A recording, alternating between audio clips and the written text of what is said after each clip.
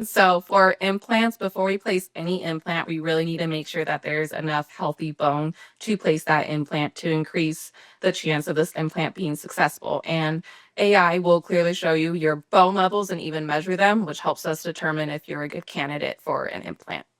When it comes to bridges, in order to do a bridge, you need two healthy teeth next to a missing space. And AI lets us know if the teeth next to that empty space has any cavities or is in good condition to support a bridge.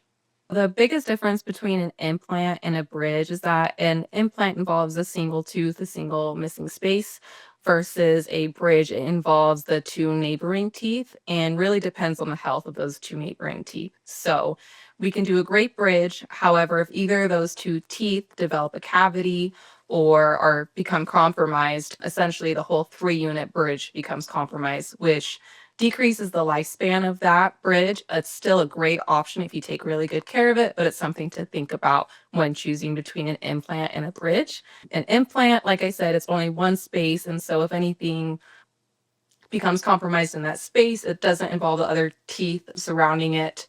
Also, I do want to make sure that patients know that implants do have a longer lifespan. That's the closest thing you can get to natural feeling function as for a tooth, and the success rates are very high. On implant placement, it takes a few appointments, and I like to talk to my patients about each and single one of those appointments and answer all their questions before we even get started and make sure we're on the same page. If you want me to go more in depth, the first appointment usually involves evaluation of the bone, making sure you're a good candidate. The next appointment involves placing the implant. At that point, you will have time to heal for around 3 to 4 months. After you're done healing, you come back and we make sure you heal for 3 to 4 months because we do not want you to chew on this implant to make sure that it integrates fully. Once you're all healed, we put a crown onto that implant. So at that point, it's about 3 to 4 visits, and I just make sure our patients know what to expect before we even get started. Yeah, so up front, it may appear that a bridge is the cheaper solution, but if you think about how long the bridge is likely to last compared to an implant, you'll find out that an implant is more likely to last the rest of your life than a bridge. The bridge may need replacing in the future, which then adds up the cost. If you were to just have gotten that implant, they're comparable at that point.